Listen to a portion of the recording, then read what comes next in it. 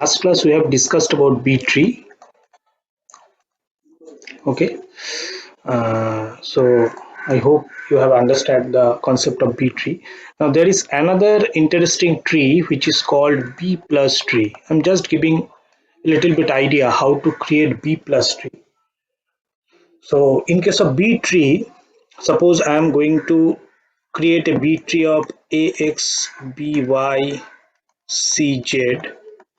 I'm going to create a B tree for this data sequence of order, say order 3.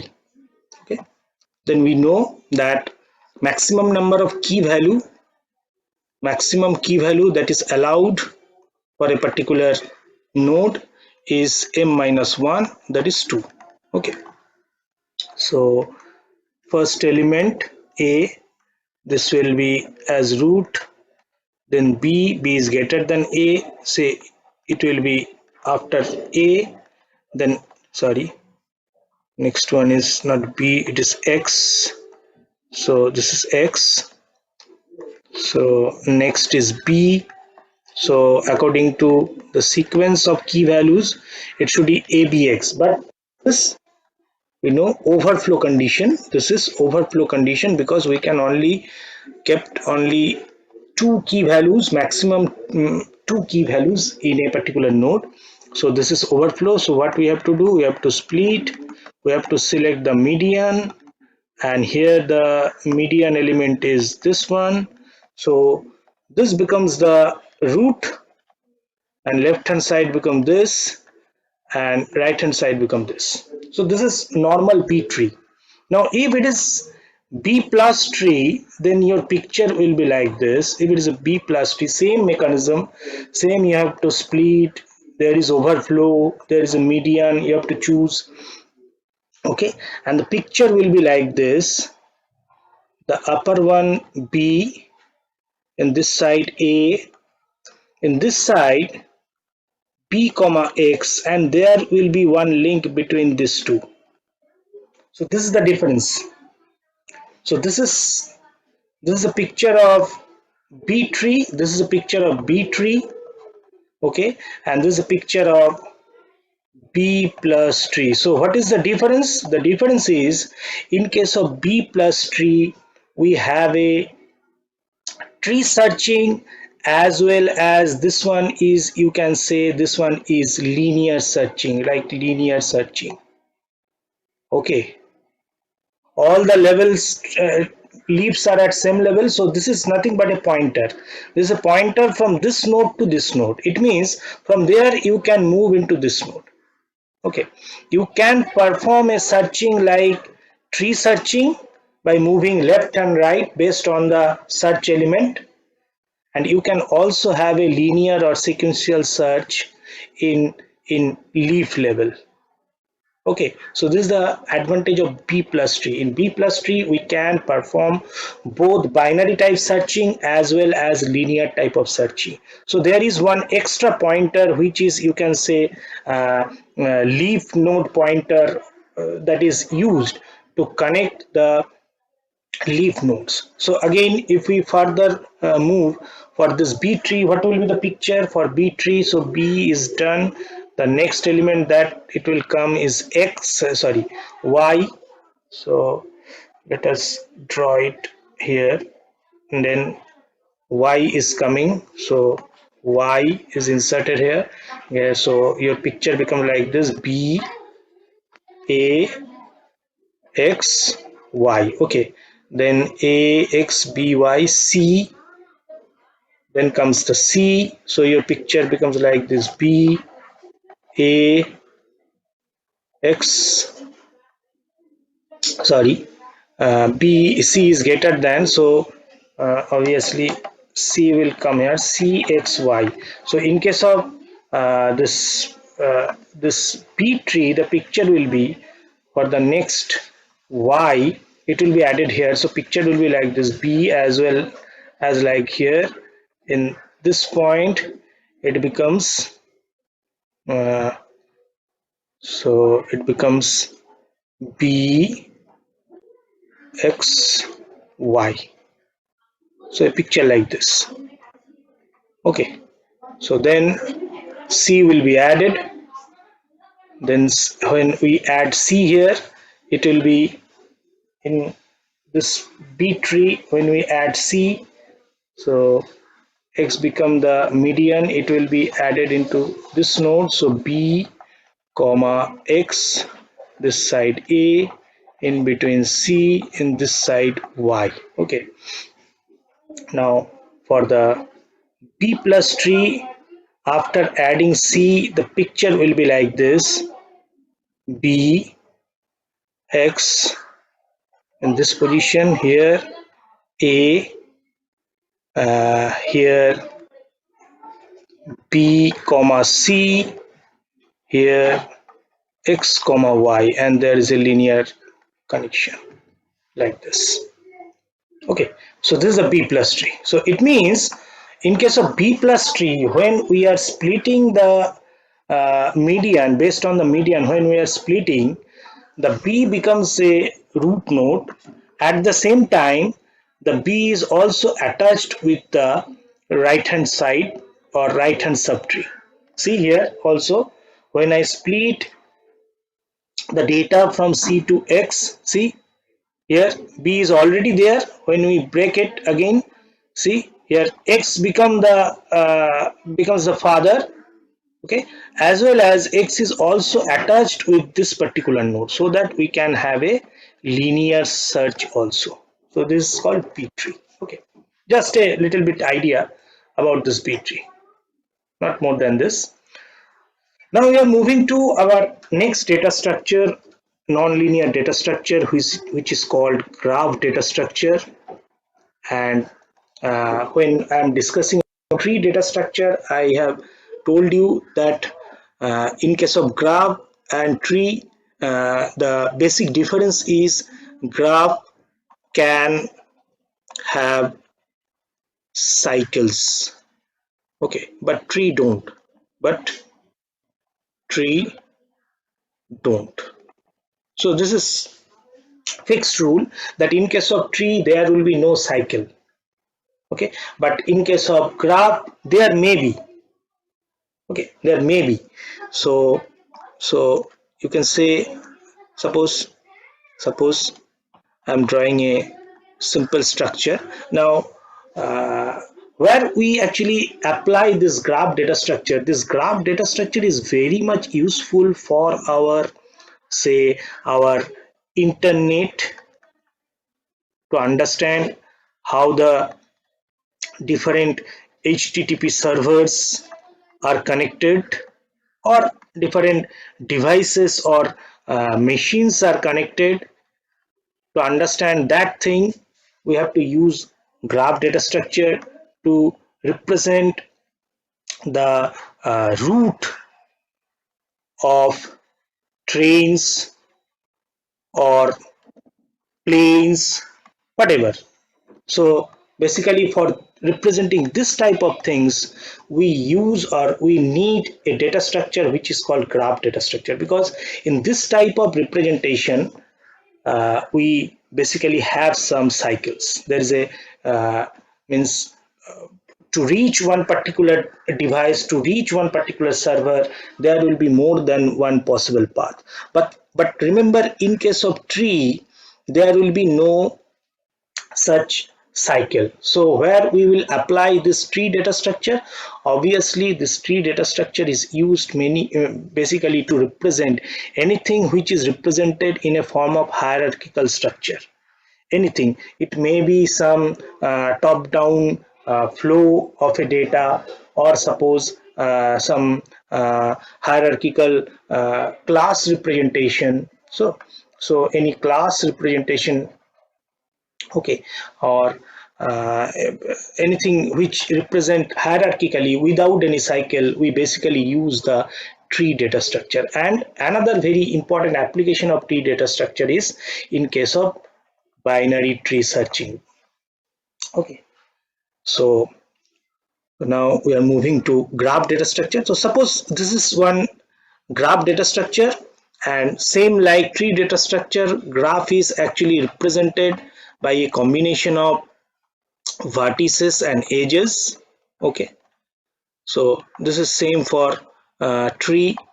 Tree also, we generally in tree we call this as node and edges. Okay, but in graph we call this vertices and edges. So there's a combination of vertices and edges. So these are the vertices, different vertices.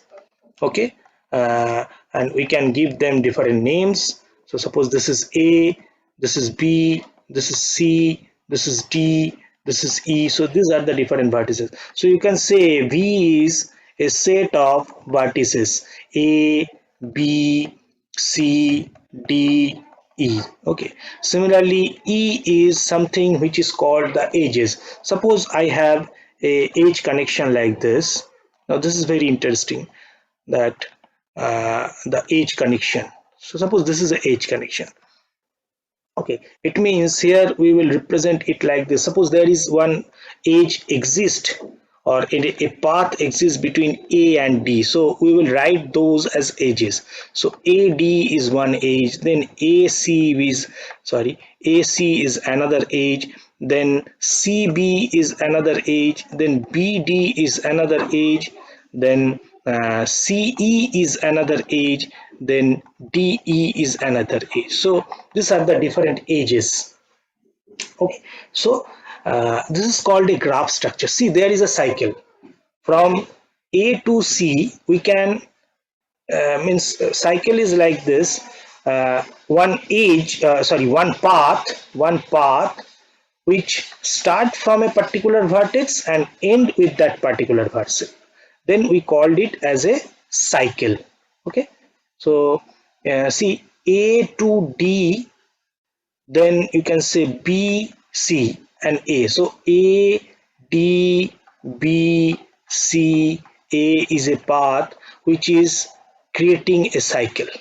Okay, so in case of graph, there can be cycle. There is another representation of graph. So how to represent this internet structure in a graph, you can easily understand, or any route of trains in a structure like this. Suppose this is your own machine, your computer, which is connected uh, to a server which is in your institute, which is connected to a server which is in our, say, RCC institute. Now, then this server is connected to one local ISP, internet service provider. Okay, and suppose the connection after this is like this internet service provider, this say Kolkata internet service provider, then this is connected to another server, say in Delhi. It is also connected to another server, say Mumbai. Okay, then this Delhi is connected to, say, one server in America.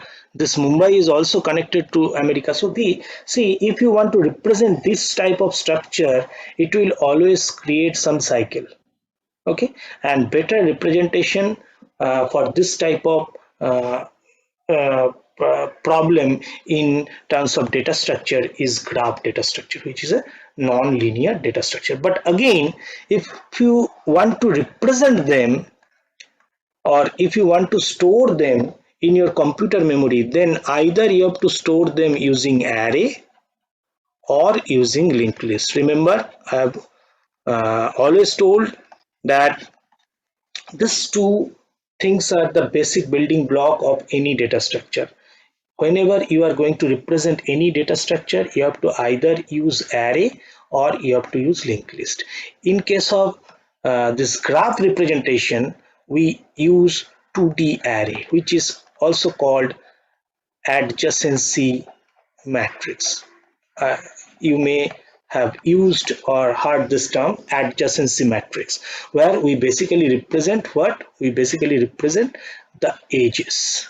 We basically represent the edges. Okay, we can also use linked list structure to represent this type of graph. Okay, so let us first try to understand what are the different types of graphs. So there are different types of graphs. One type of graph which is called uh, directed graph, another type of graph is called undirected graph. Now what is the basic difference between directed and undirected?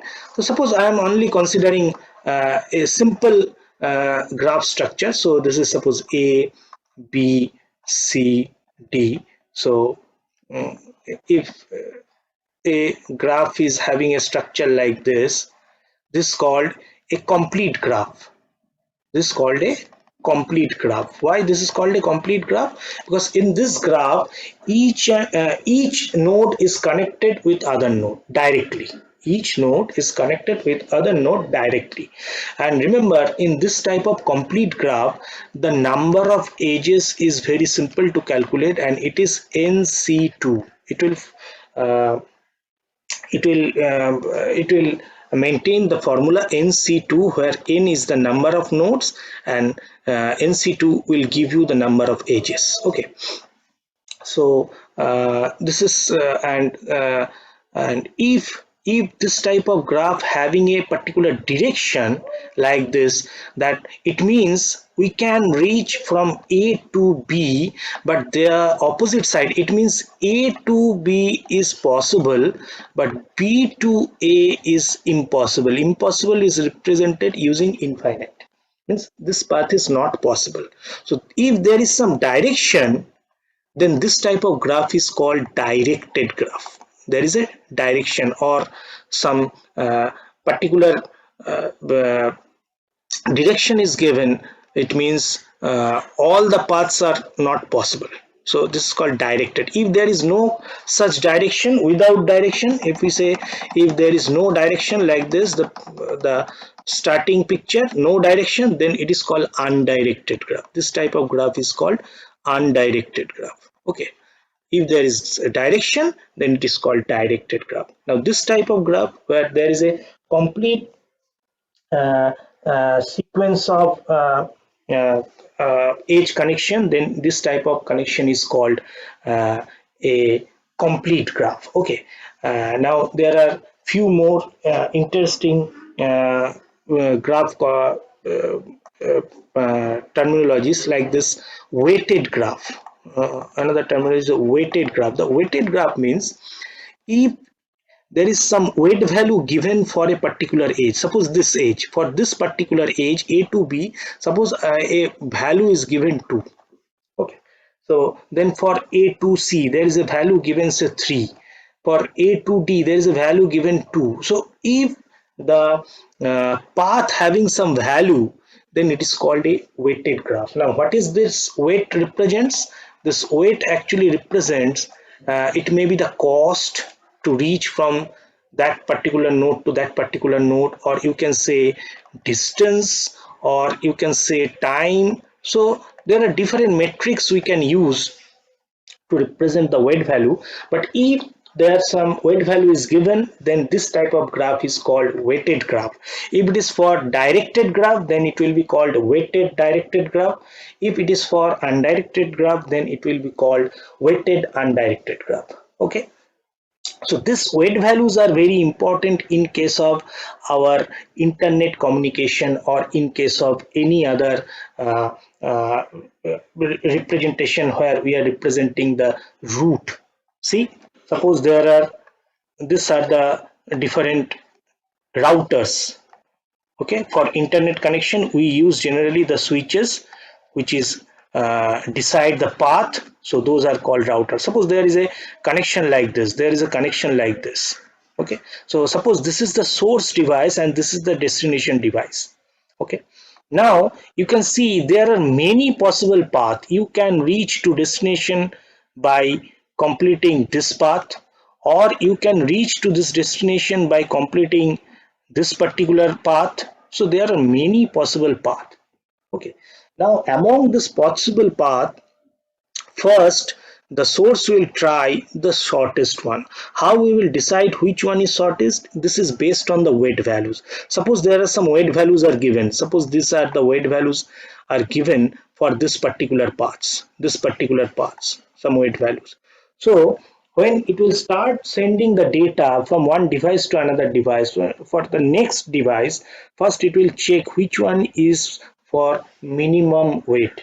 Okay, then it will reach the destination with minimum time or minimum cost or with minimum distance. This is called the shortest path. Okay, now sometimes what happens, suppose this is the shortest path, suppose this is the shortest path, so 2 3 2, it means 10. If I complete say 10 millisecond, or suppose this second, then if I want to reach destination this from there, then I will take 10 seconds and I will follow this particular path. Now suppose these are routers, these are electronic devices, so suppose some due to some reason this router is now blocked or somehow damaged, so what will happen, he started sending its data into this part, but suddenly when it reach into this particular router, the data is lost, then what will happen, it will go for another path. Okay, that's why when we call someone else, we will hear the beep beep sound. What is the meaning of that beep beep sound? Actually, those beep beep sound is nothing, it's called a concept of circuit switching, which is done between different routers, so it will try to connect one after another routers. That's why we are hearing the beep beep sound. So when we are asking for some data, suppose this is our internet connection, suppose this is our Google server, this is our Gmail server, and this is uh, from where we are trying to connect the Gmail server. So it will first it will connect to this, then it will connect to this, then it will try to connect this. If this path is busy, then it will go to connect through this. So that's why when it is reaching the data from one particular router to another particular router, we are hearing the sound. If the destination is far away, we will hear more beep sound before connection. If the destination is closer to us, we will hear minimum or less number of beep sound to connect to that particular device. So in this way, the internet service, or you can say if this is the route of a different train or different say planes, if somehow this particular say airport is busy, so it will go through another airport. So these are the concept which will be represented in weighted graph. Okay, now if in weighted graph there is a direction, it means suppose there is a direction for this particular from A to B, it means A to B the weight value is 2 and B to A the weight value is infinity. It is not possible. We never reach from B to A. This path is not possible if there is some direction is given. Okay, if there is no direction, it means undirected graph, then AB is 2 as well as BA is also 2. Okay, remember this thing. Okay, so now there is few more things. Now if it is a directed graph, if it is directed graph, suppose this is a directed graph, so there is some direction, there is some direction, then in case of directed graph, we can have in degree and out degree of a particular node, in degree and out degree. Okay, if it is a undirected graph like this, undirected graph, then we can only say that this is called degree. Okay, now why in case of directed graph we have in degree and out degree? From the name you can easily understand, number of incoming edges that will be decide the in degree of a node, number of outgoing edges is called the out degree of a particular node. So for this particular node A, the in degree is 0 because there is no incoming path, but the out degree is here 2. Similarly, if this is B, for this particular node, in degree is 1, out degree is also 1. For this particular node, the in degree is 2, out degree is 0. But for this undirected graph, there is, we say, only degree. So what is the degree for this?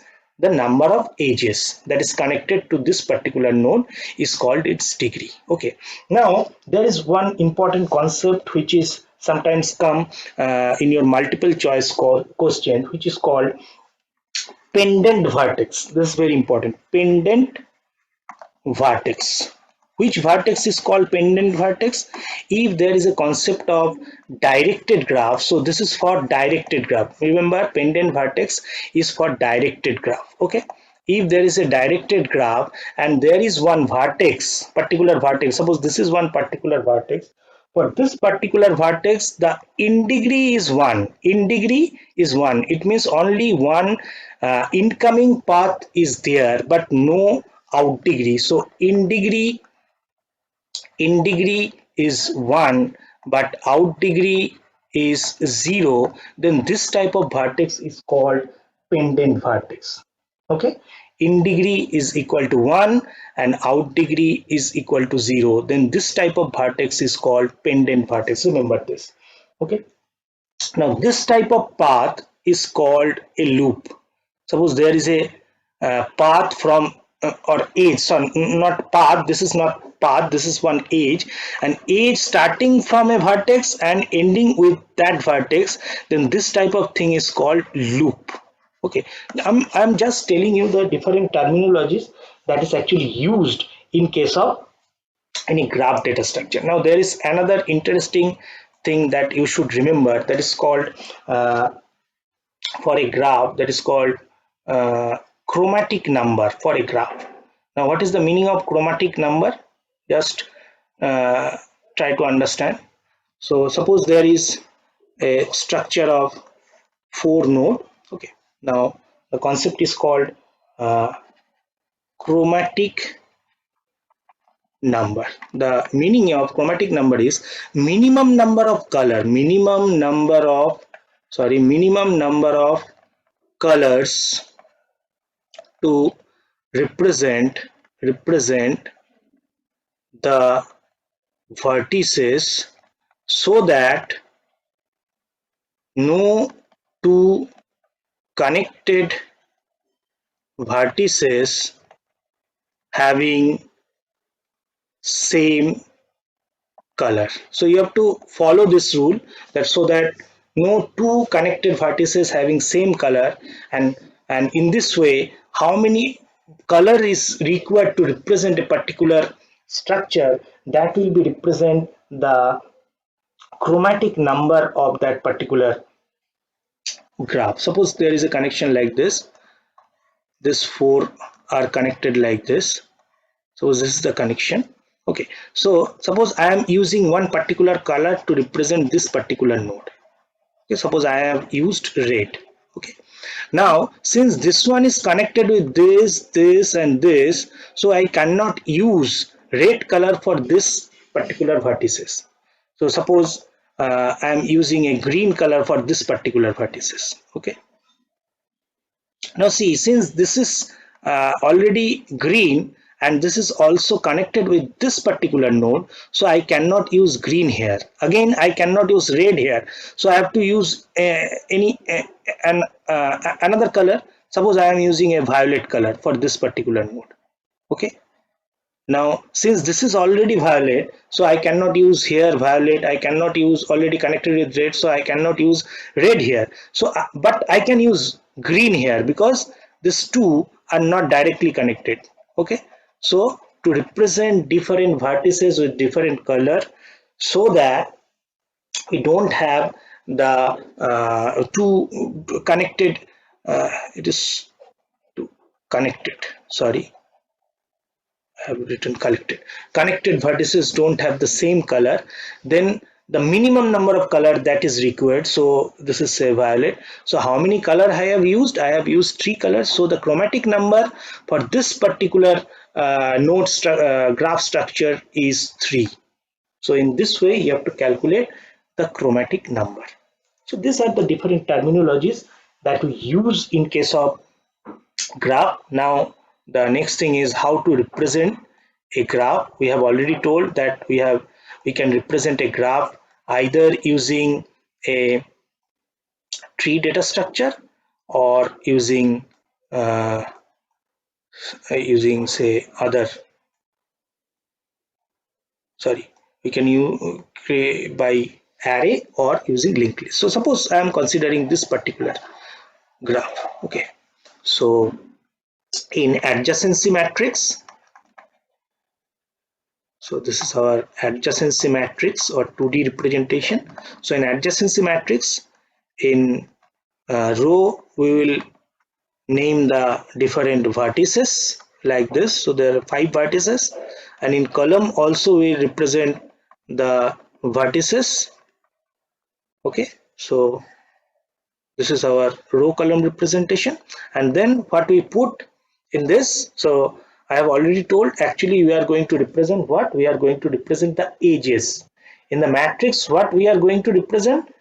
So see, I have already told we are going to represent the ages. Okay, so what is the is there any age between A and A? So this particular position is called if there is any age between A and A. There is no age between A and A, so we will represent them using 0. If it is a weighted graph, if since it is not an weighted graph, so I am using 0. But if it is weighted graph, then I will give, if this path is not possible, I will give here infinity. Okay, remember this. So A to B, is there any possible path between A to B? No, so this is also 0.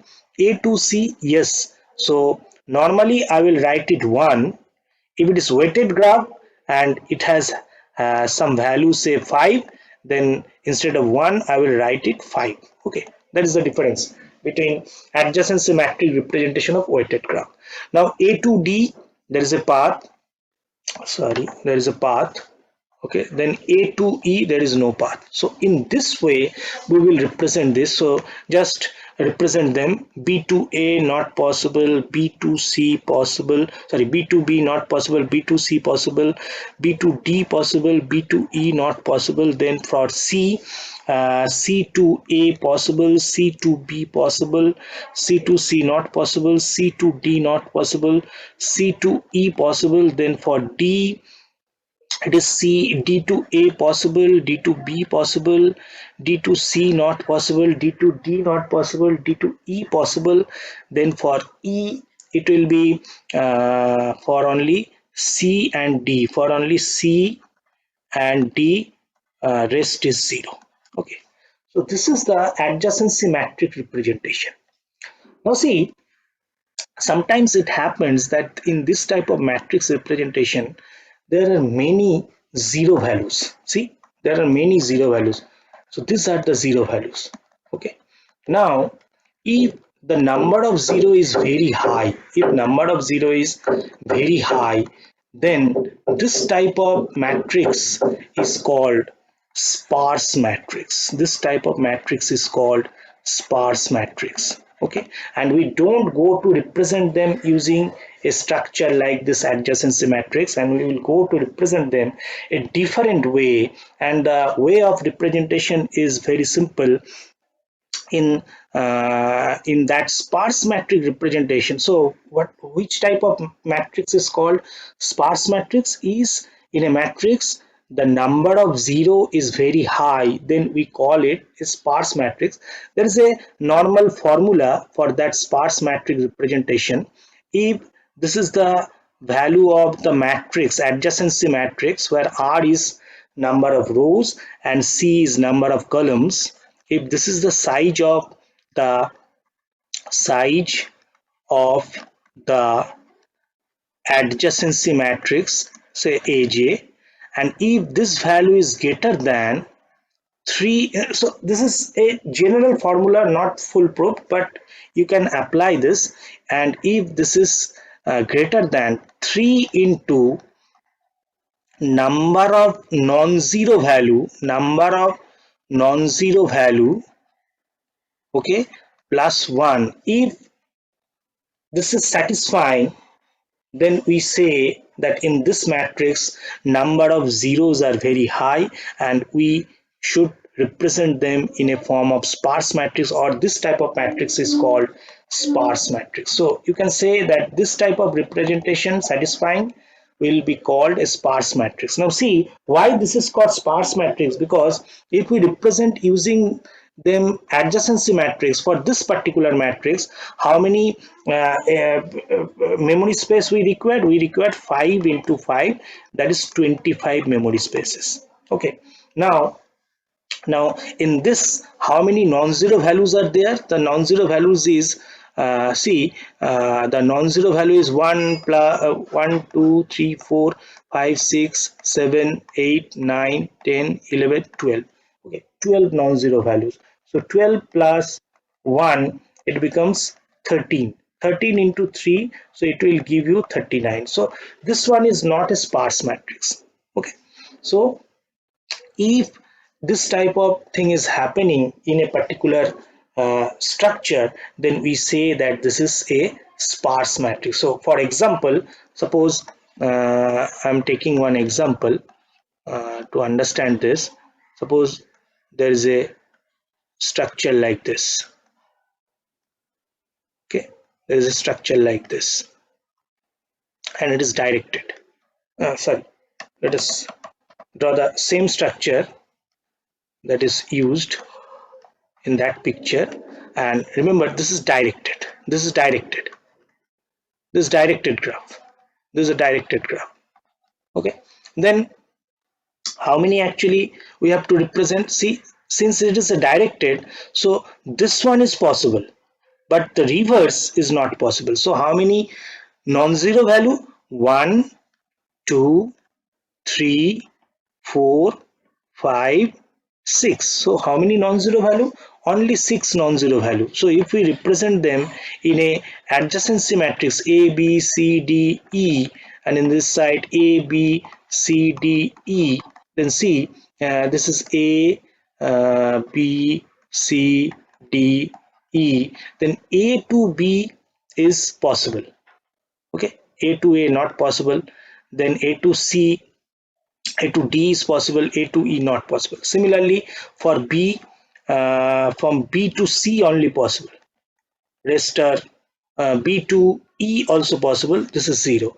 For C, B, C to D is possible. This one is possible. Rest is 0 because this is directed graph. Okay. Now for D only D to E is possible. Others are 0. Similarly for E, no direct path. Okay, so how many non-zero value I am representing? 1, 2, 3, 4, 5, 6. Okay, 6 non-zero value, rest are all 0. And see, if I represent them using adjacency matrix, what is the memory required? We require 25.